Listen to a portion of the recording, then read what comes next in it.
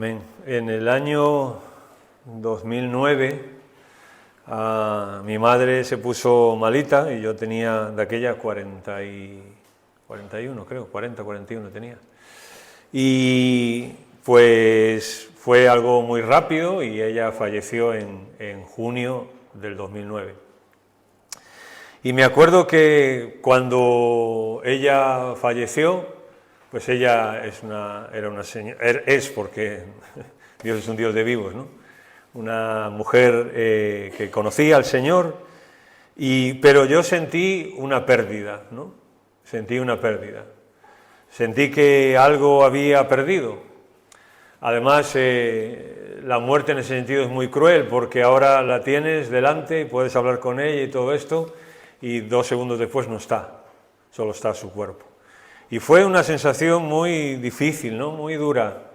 En el pasillo del hospital salí de la habitación y era como, no sé, fue una sensación de que yo esperaba que algo iba a pasar extraordinario, que no sé qué pensaba. Y no pasó nada, más allá de un frío pasillo de un hospital. Y ya se acabó. La vida es así, es cuestión de... Perdemos cosas en la vida. Y la pregunta para ti en esta mañana es, ¿qué has perdido últimamente que era una fuente de seguridad y de confianza para ti? ¿Has perdido algo últimamente que te daba confianza, que te daba seguridad y de repente no está ya? No sé, tal vez salud. La salud es una fuente de seguridad, de confianza.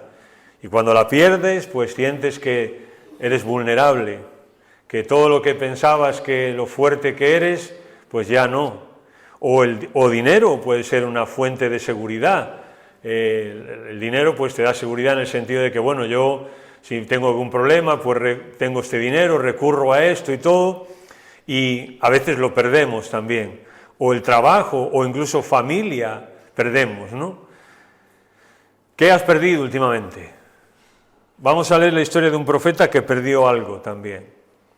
Vamos a leer en el capítulo 6 del libro de Isaías. En esta mañana quiero compartiros algo práctico y algo que esta semana me ha ayudado bastante. Isaías capítulo 6.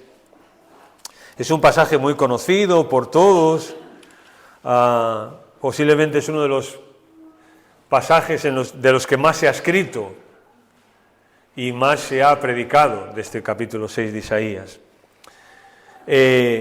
Lo tratamos como un tratado casi de teología, ¿no? El capítulo 6 del libro de Isaías, como un pasaje súper profundo que tiene unas verdades increíbles. Pero realmente, ¿qué es el capítulo 6 de Isaías? El capítulo 6 de Isaías es la experiencia de una persona con Dios. Es una especie de llamamiento que Isaías tiene, o de rellamamiento, o de reconciliación que esta persona tiene con Dios. Hasta aquí, Isaías era un profeta ya, era un hombre que conocía a Dios, que servía a Dios, pero tiene una experiencia con Él, porque vamos a ver qué pasó ahí. Capítulo 6 de Isaías, versículo 1. En el año que murió el rey Uzías, o sea, en el año que perdí al rey Uzías, vi yo al Señor. Vi yo al Señor sentado sobre un trono alto y sublime, y sus faldas llenaban el templo. Por encima de él había serafines, cada uno tenía 6 alas, con 2 cubrían sus rostros, con 2 sus pies y con 2 volaban. Y el uno al otro daba voces. La idea aquí es algo antifonal. Uno hablaba y el otro repetía. Y el uno daba voces al otro diciendo: Santo, santo, santo, Jehová de los ejércitos. Toda la tierra está llena de su gloria. Y los quiciales de las puertas se estremecieron con la voz del que clamaba, y la casa se llenó de humo. Entonces dije: ¡ay de mí, que soy muerto! Porque siendo hombre inmundo de labios y habitando en medio de un pueblo que tiene labios inmundos, han visto mis ojos al Rey, Jehová de los ejércitos. Y voló hacia mí uno de los serafines, teniendo en su mano un carbón encendido, y tomando del altar con unas tenazas, y tocando sobre él con él sobre mi boca, dijo: he aquí que esto tocó tus labios y es quitada tu culpa y limpio tu pecado. Después oí la voz del Señor que decía: ¿a quién enviaré y quién irá por nosotros? Entonces respondí yo: heme aquí, envíame a mí. Y dijo: anda y di a este pueblo: oíd bien y no entendáis.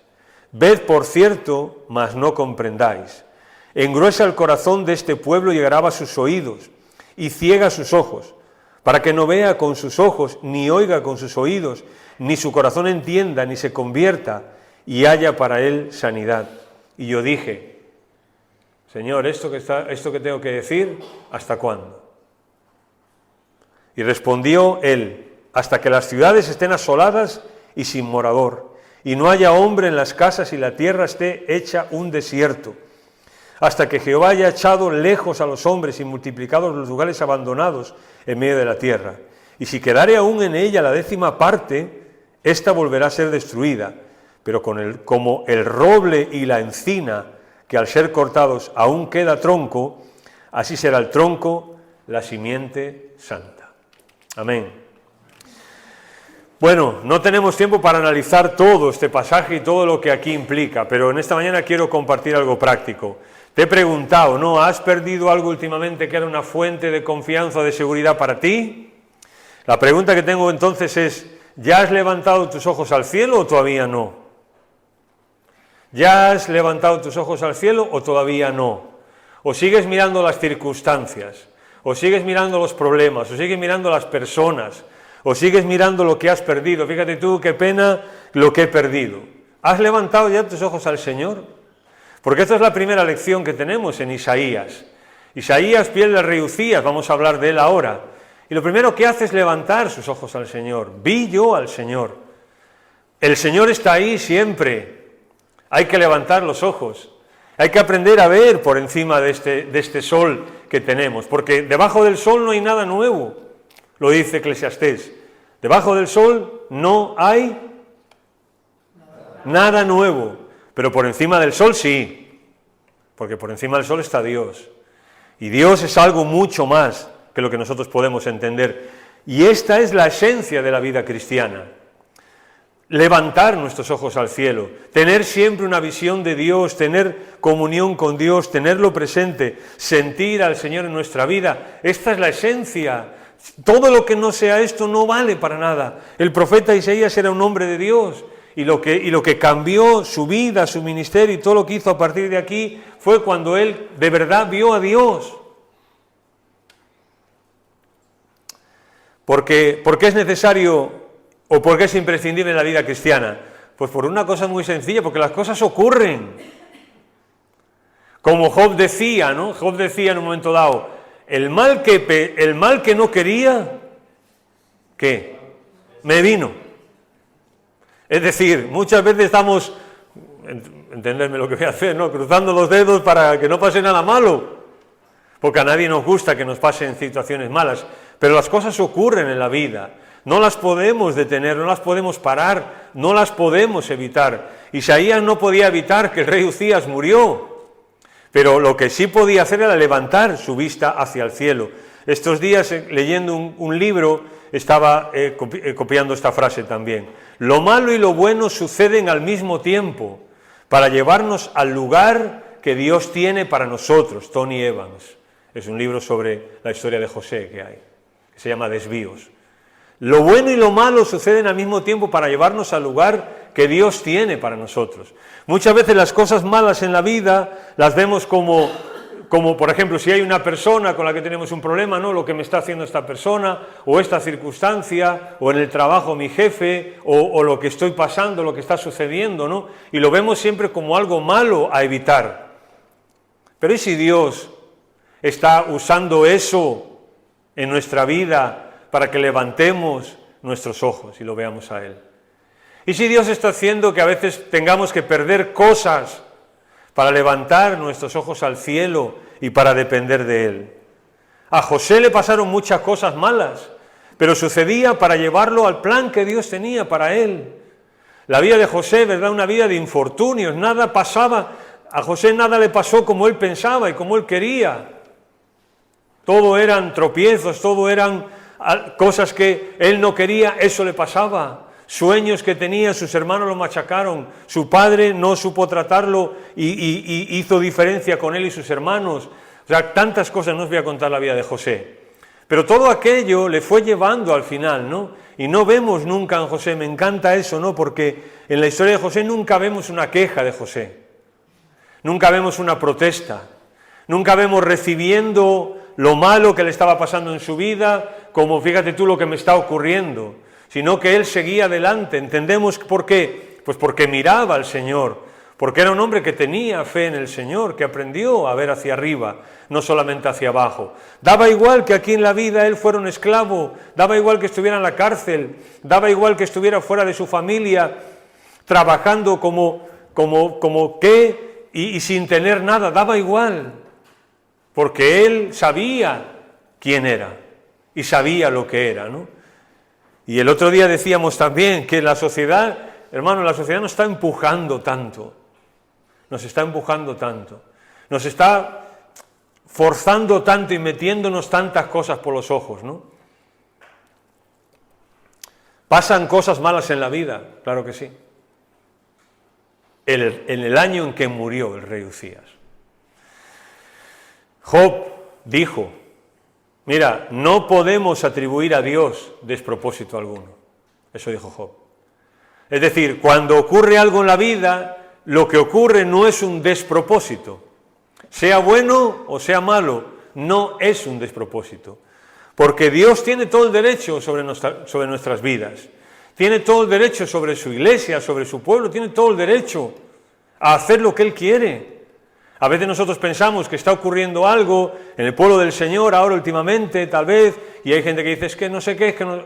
Bueno, no voy a repetirlo, ¿no? Pero se dicen ciertas cosas que están ocurriendo hoy en el pueblo de Dios, no solo en España, sino en todo el mundo, y pensamos, no, bueno, esto que está pasando, fíjate, pero la iglesia es del Señor, y Él puede usar lo que sea, y Él puede hacer de su iglesia lo que Él quiera. De nuestras vidas lo que Él quiera, de nuestras familias lo que Él quiera. Por eso Uzías, el rey, muere, pues levanta la vista, Isaías, levántala.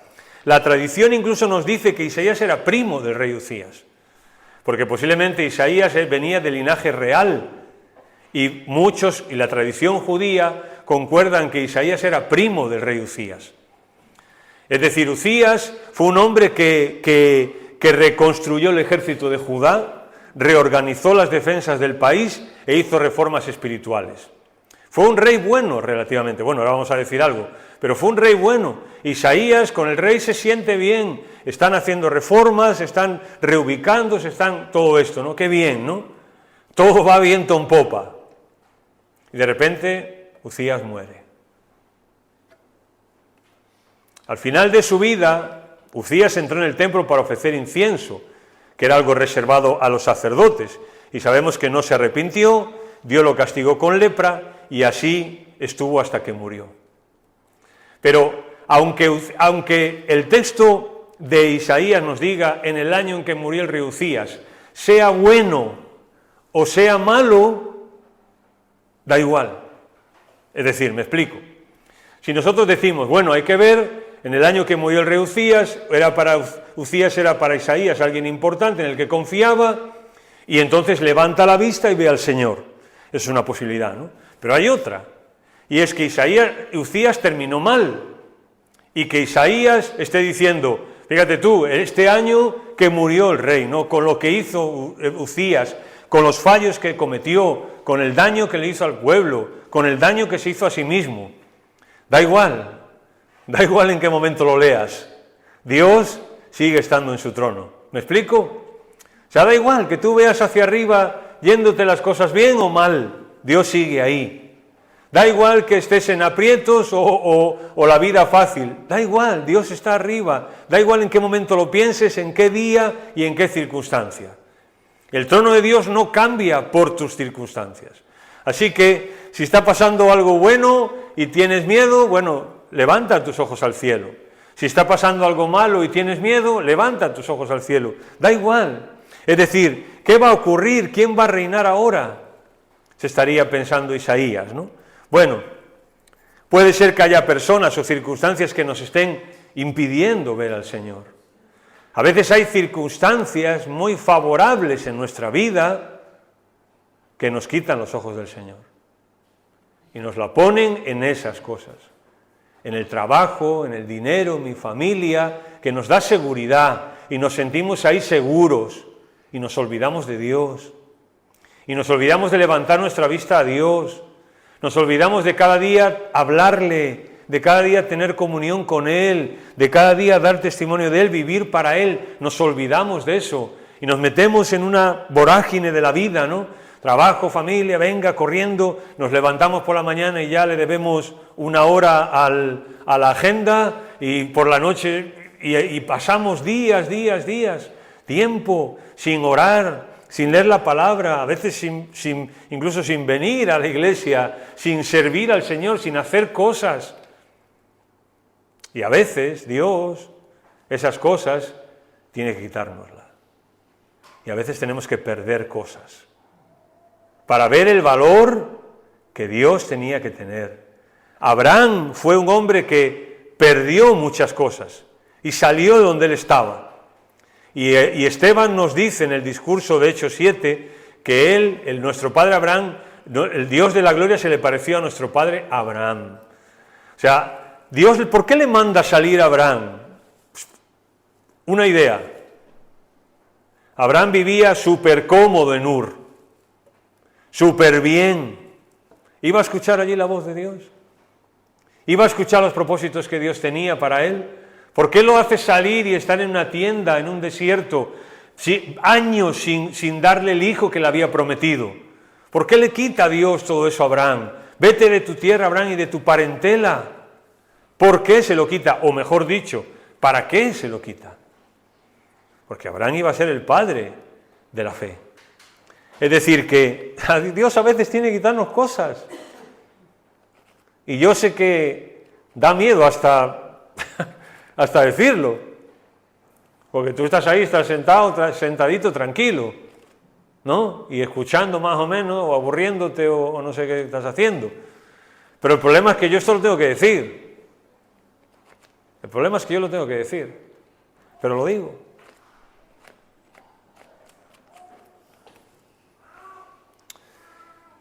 Tal vez, como digo, Dios tendrá que dejarnos sin ellas.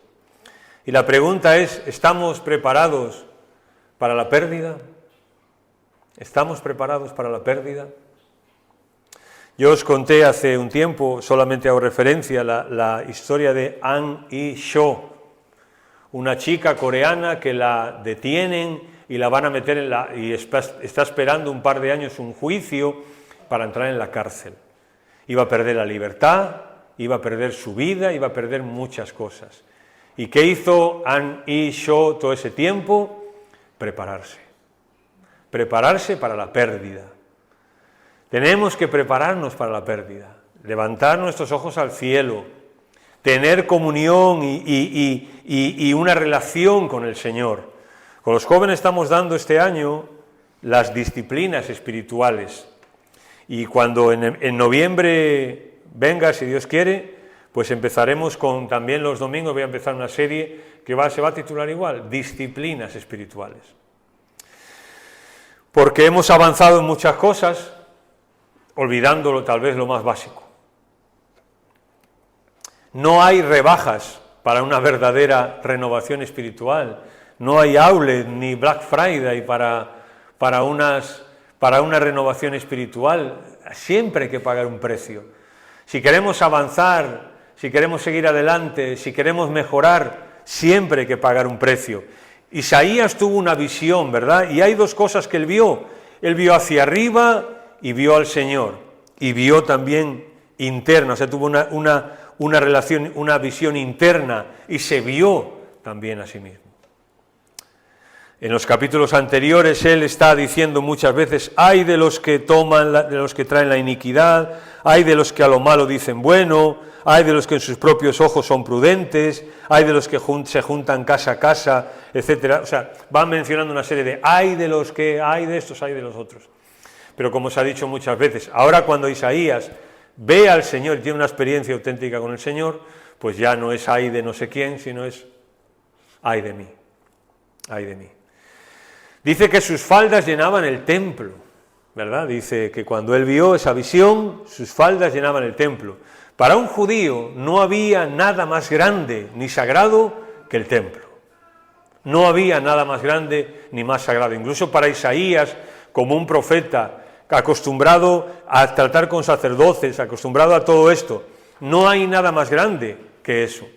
Pero Isaías toda la vida está yendo al templo, ¿verdad?, para encontrarse con Dios, y ahora se da cuenta de la magnitud de Dios. Isaías llevaba toda su vida yendo al templo, pero ahora ve a Dios y se da cuenta de la magnitud, de la grandeza de Dios. Dios es mucho más grande que el templo. Dios es otro aparte del templo. El templo solo es un edificio, y cuando él ve a Dios, se da cuenta que Dios es infinitamente más grande que ese edificio en el cual él supuestamente se va a encontrar con Dios allí. Su grandeza es algo que debería estar siempre presente en nuestras vidas, siempre. Cuando Jesús dijo, ¿verdad?, uno más grande que el templo hay aquí, dijo Jesús, hablando de sí mismo, uno más grande que el templo hay aquí. Es decir, la relación con Dios no son cuatro paredes, es una persona. La relación con Dios no es hacer, sino ser. Eso es la relación con Dios. Y cuando Isaías ve las vestiduras también en el mundo antiguo, o sea, si tú tenías una vestidura grande y amplia y tal, pues era un símbolo de prosperidad, de grandeza, de alta alcurnia, digamos, ¿no? Como cuando antes, yo no sé si ahora ya es así, pero yo estoy un poco desconectado ya, pero antes en las bodas, pues si una novia cuando llevaba ¿cómo se llama? Sí, no, los para atrás. La cola, eso, la cola. O sea, cuando tú veías una novia que la cola era enorme así para atrás, pues tú decías, ¿no? Pues no sé si es ahora sí ya, o no, ahora ya ha cambiado, ¿no? Ahora ya ni cola llevan. Pero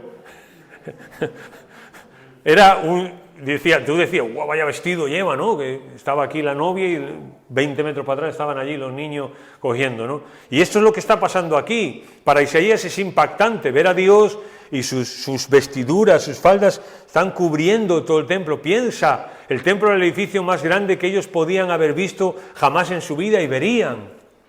Y el templo al lado de Dios no es nada, se ha quedado pequeño. Los seres celestiales que están en la presencia de Dios, ¿qué cantan? Hola, buenos días. Santo, santo, santo. Bien, para aclarar algo, eso es, en hebreo, eso es un plural majestático, se llama, un plural de majestad. O sea, Dios no es 3 veces santo, es santo. Cuando se repite es un plural de majestad, es que quiere enfatizar la majestad de Dios, la santidad de Dios. Cuando tú, por ejemplo, hablas por ejemplo, un rey se escribe como SSMM, sus majestades. ¿Por qué se escribe en plural? Lo mismo, porque es un plural de majestad, de grandeza. Así que ellos cantan santo, santo, santo. Ahora bien, pensemos en el contexto del pasaje. Hemos dicho, ¿no? El rey Uzías muere. Isaías se siente seguro, confiado con el rey Uzías, y el rey Uzías muere. Y él levanta la vista y ve a Dios. Dios le permite ver todo esto, ¿no? Y él ve a unos seres celestiales que están cantando, o sea, el uno al otro, ¿no? Parece que santo, el otro decía santo, esa es la idea, ¿no? Con lo que está ocurriendo. ¿Y qué cantan ellos, no? Santo, santo, santo. Ahora, yo estaba pensando, ¿no? Por el contexto del pasaje, ¿no sería mejor que ellos cantaran poderoso, poderoso, poderoso? Porque estamos hablando que el rey Uzías murió con todo el poder y todo el ejército que él juntó y la seguridad que Israel tenía en sus fronteras y en su tierra con el rey Uzías, pues ahora se sienten débiles, por lo lógico es que los ángeles canten poderoso, poderoso, poderoso, ¿no? O que canten su providencia, su providencia, su providencia, ¿Por qué? Pues porque Dios no pasa las cosas de casualidad. El rey Uzías ha muerto porque Dios lo ha querido así. Dios tiene contado esto en nuestros días y ahora Uzías ya no va a estar. Pero la providencia de Dios va a seguir adelante. Isaías, tranquilo. ¿Quién va a reinar? ¿Quién va a gobernar? No te preocupes, Isaías. Dios irá adelante. Así que sería más lógico que los ángeles cantaran su providencia, su providencia, su providencia. O piensa que Isaías, con la situación que está pensando, tal vez lo mejor era que los seres cantaran su voluntad, su voluntad, su voluntad. Porque el rey Uzías ha muerto y Isaías dice, Señor, supongo que diría como tú y yo decimos, Señor, ¿te habrás equivocado? ¿No te habrás equivocado, Señor, con esta situación? Porque nosotros pensamos que nuestra voluntad es la que va a prevalecer. Incluso cuando vamos a orar muchas veces al Señor, le decimos, Señor, bendice esto que yo quiero, ¿no? Pues si ya se lo llevas en bandeja a Dios, ¿no? No le preguntas ni siquiera cuál es su voluntad. Le estás diciendo que tú quieres esto y entonces que Dios te diga que sí a lo que tú dices. Hombre, afortunadamente Dios es un poquito más inteligente que nosotros y no lo hace. Si lo hiciera, pues ¿dónde estaríamos todos, no? Es decir, que sería mucho más pensando, ¿no?, que cantaran alguna de estas cosas o que cantaran soberano, soberano, soberano. Pero ¿por qué santo, santo? ¿Por qué santo, santo, santo? Bueno, yo sugiero, la santidad de Dios es la corona de todos sus atributos. ¿Por qué es la corona de todos sus atributos? Porque la santidad es, o sea, para que lo entendamos, la santidad de Dios lo que te está diciendo es nosotros somos esto y Dios es el otro, con mayúscula. Dios es el otro, con mayúscula. O sea, no lo puedes comparar a nadie, no actúa igual que nadie, no piensa igual que nadie, Él es otro distinto, es otro que está en otra esfera, Él no es como nosotros, Dios no es nosotros. Dios creó el ser humano, pero Dios no es el ser humano. Dios creó este universo, pero Dios no es el universo. Es decir, Dios es el otro, el que es distinto completamente. Cuando Él aplica su soberanía, la aplica de una manera santa, es decir, no tiene manchas, no tiene defectos. Cuando Él tiene que ejercer su poder, lo mismo, es un poder santo, no hay intenciones ocultas, no hay hacer algo de manera injusta, su santidad. Por eso es lógico que se cante en el cielo, santo, santo, santo. Isaías, tranquilo, Dios es santo, santo, santo, es decir, Dios está apartado, Dios es distinto que tú, Isaías, sus planes son otros, su voluntad es otra, su providencia es otra, su soberanía es otra. Isaías, tú tranquilo, ¿qué están haciendo los ángeles en el cielo? Fíjate tú lo que está pasando en la tierra. Deberían de estar orando por Isaías, ¿no? Deberían de estar orando por el pueblo de Dios, los ángeles. Señor, ¿qué va a pasar con el pueblo ahora que no está Uzías? ¿Están haciendo los ángeles eso? ¿Qué están haciendo los ángeles? Adorando a Dios. Adorando a Dios. Y la adoración no se adora a Dios por lo que Dios hace. Eso es alabanza y es acción de gracias. Se adora a Dios no por lo que Él hace, sino por lo que Él es. Y aquí están en la tierra en problemas, Isaías hecho polvo, digo yo. En el cielo, fíjate tú qué preocupación hay en el cielo. ¿Cuánta preocupación hay en el cielo? Cero, no hay ninguna. Por eso, ¿qué es lo lógico? ¿Qué nos enseña el pasaje? ¿Tengo algún problema? ¿He perdido algo? Pues levanto mis ojos al cielo. Yo estoy preocupado. Si levanto mis ojos al cielo y pienso en Dios, Dios no está preocupado. Y en el cielo no hay una preocupación por lo que está pasando en la tierra. En el cielo hay adoración. Se está adorando a Dios. Se está adorando a Dios. Y ahora déjeme decirte algo. La visión de Isaías fue de santidad, de humillación. Ahora, la santidad de Dios lo que hace es, le da a los ángeles alrededor del trono de Dios una perspectiva distinta. La santidad. Le da a los ángeles una perspectiva distinta. Los ángeles entienden bien qué es la santidad de Dios y a ellos les da una perspectiva distinta.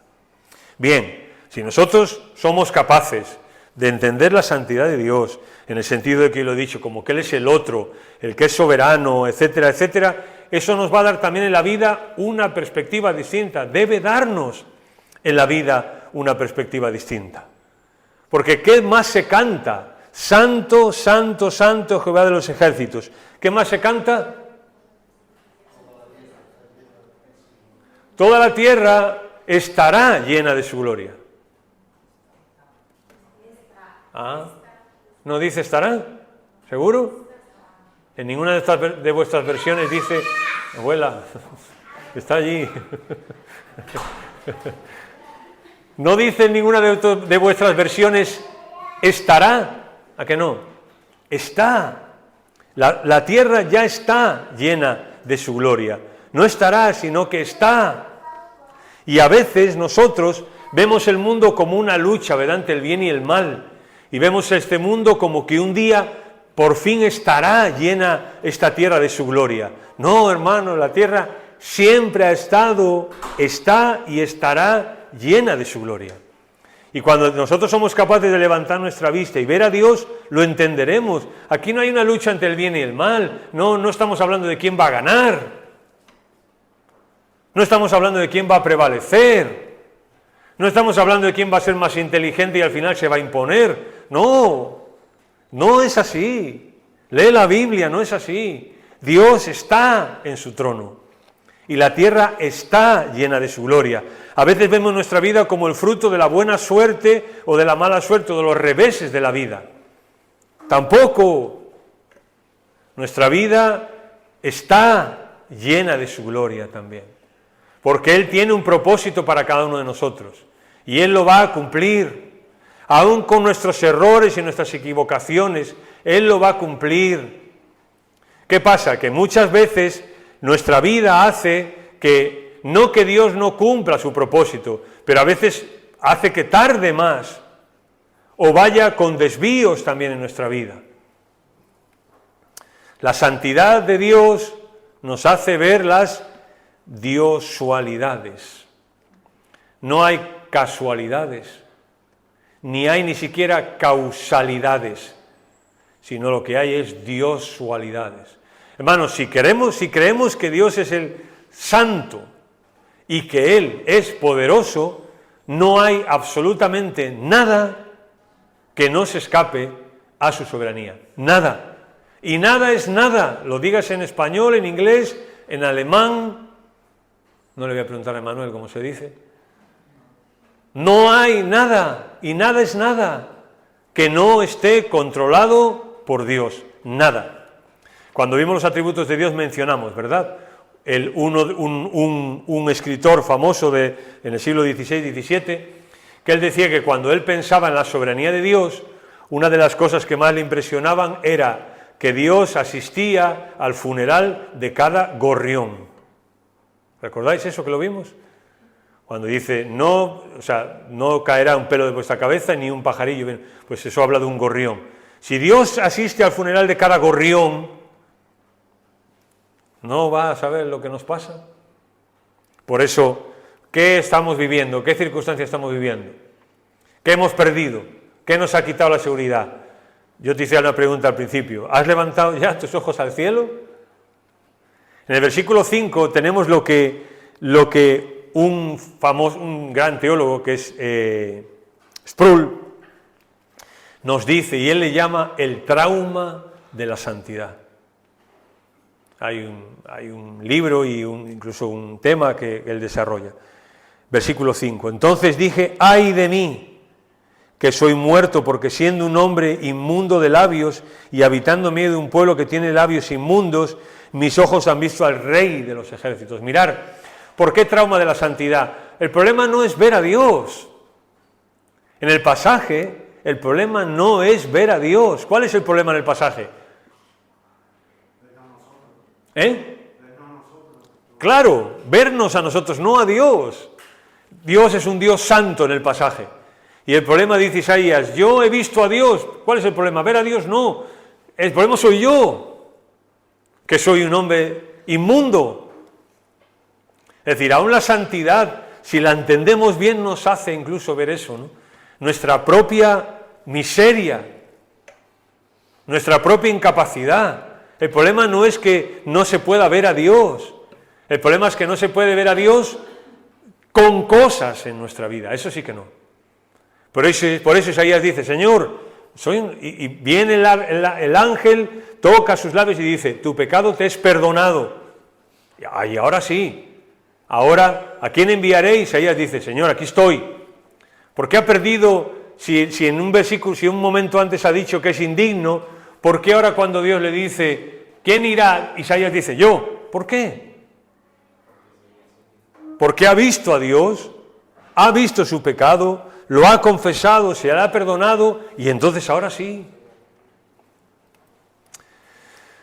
Versículos 6 al 7, si queremos ser usados por Dios allá afuera, ¿no? Aquí dentro, en la familia, en el trabajo, Dios, mirar, bueno, leamos el versículo 6 y 7. Y voló a mí uno de los serafines, teniendo en su mano un carbón encendido, tomando del altar con unas tenazas y tocando con él en mi boca, y dijo aquí que esto tocó tus labios y es quitada tu culpa y limpio tu pecado. Si queremos ser usados por Dios aquí, ahí afuera, dentro, en nuestra familia, en nuestro trabajo, santidad. Lo dijimos el otro día, Sion, Al-Harak, vida, ¿cómo es la iglesia? No, la iglesia de Al-Harak. Bíblica. ¿Sí pone el letrero? Así pone. Iglesia bíblica, pero no pone nada más después. Eso lo ponía en el sello,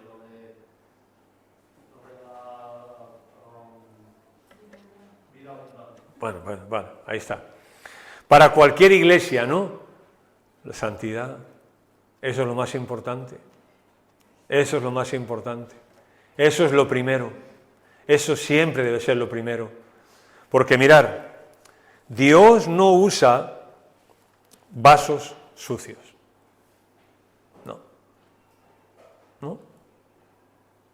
No usa vasos sucios.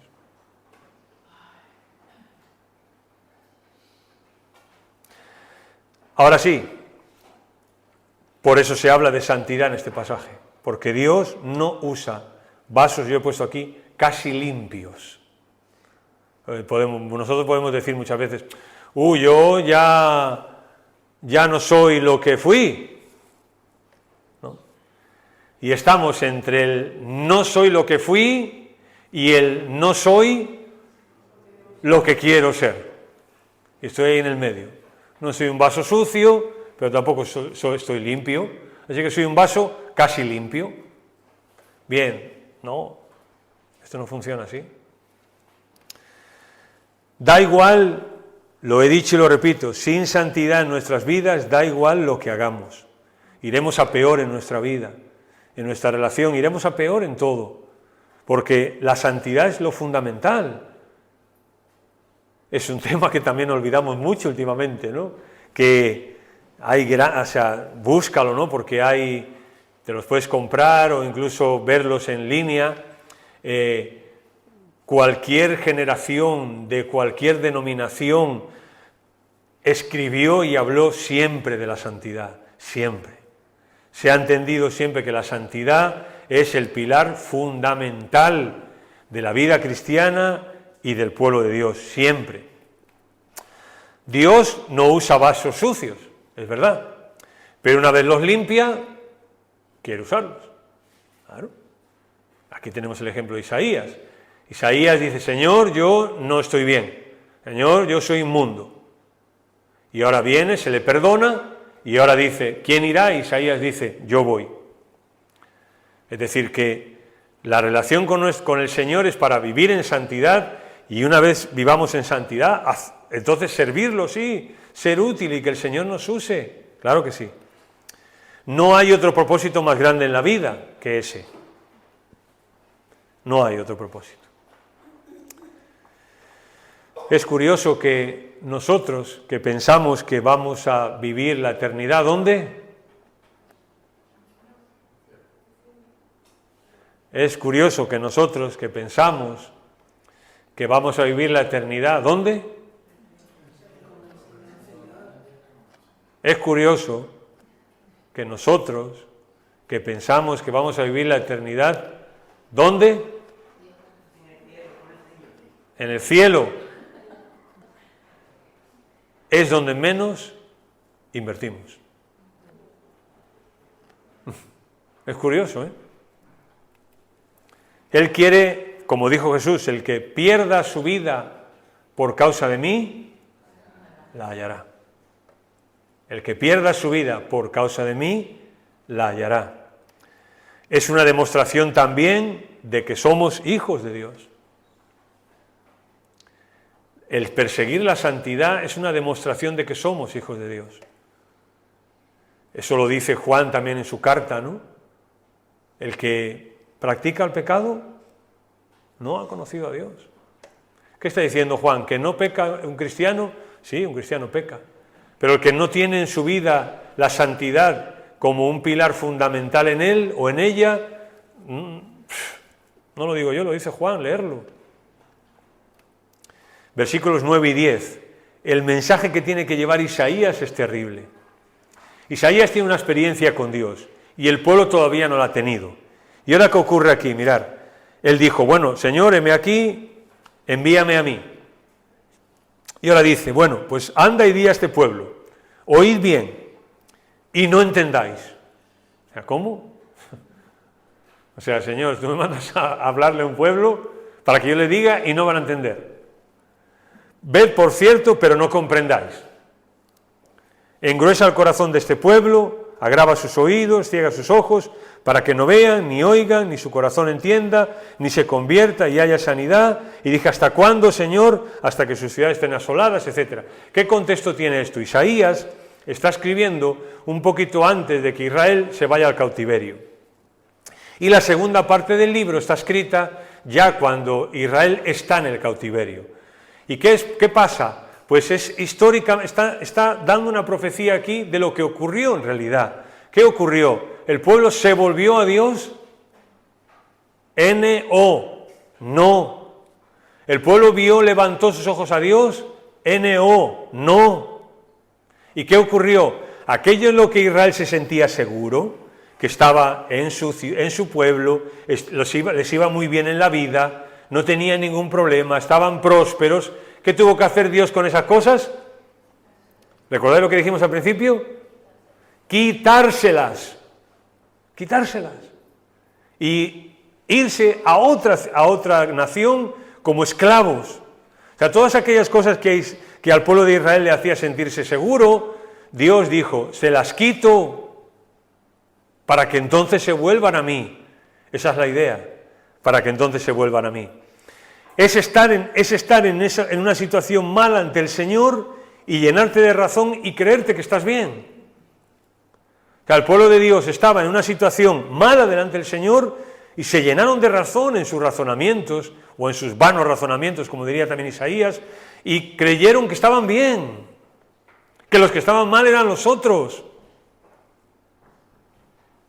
¿Y qué ocurrió? Dios tuvo que quitarle todo eso en lo que confiaban, todo eso en lo que tenían seguridad, se lo tuvo que quitar.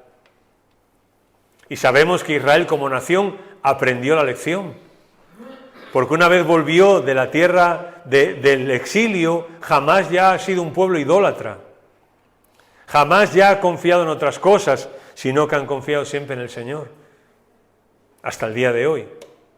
Aunque lo que escuchemos por ahí en nuestros medios de Israel, sabéis cómo es, pero bueno, yo apelo a vuestra inteligencia, ¿no?, para saber escuchar. Es tener ojos y no ver, y tener oídos y no escuchar al Señor y lo que tenga que decirnos. Es terrible, ¿no?, estar en esa situación. Tener ojos y no ser capaz de ver, y tener oídos y no ser capaz de escuchar lo que Dios tiene que decirnos.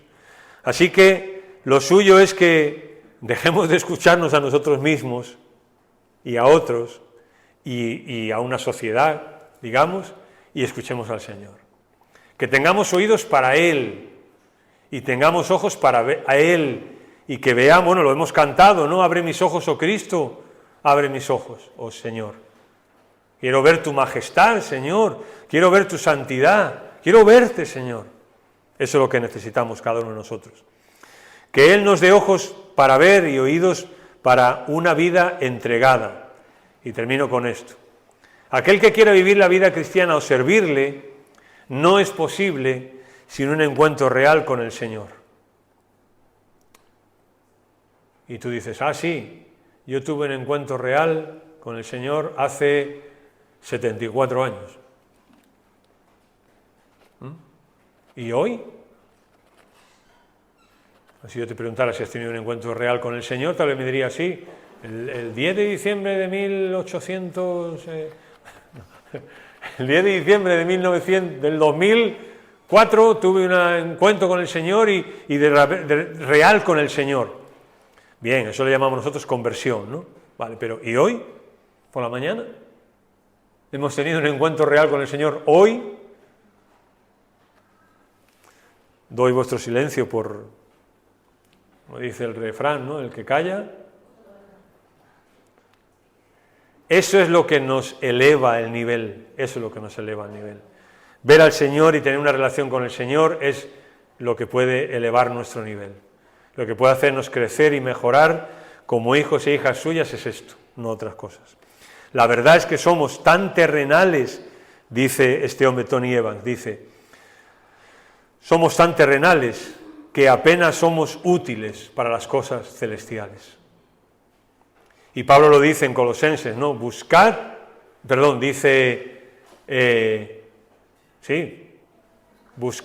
las cosas de arriba.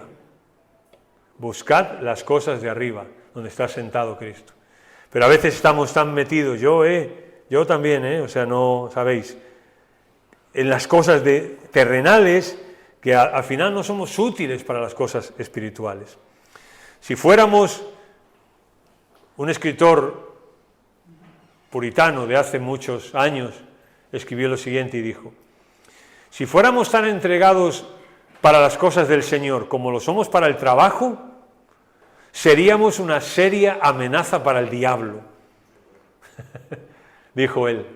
Y él lo explica, ¿no? Y yo lo he puesto en una frase, pero él lo explica y dice, si fuéramos tan espabilados para las cosas del Señor como lo somos para otras cosas en la vida y sabemos buscarnos la vida y remover Roma con Santiago, dice él, seríamos una amenaza para el Señor, para el diablo, perdón, para el Señor no, para el diablo.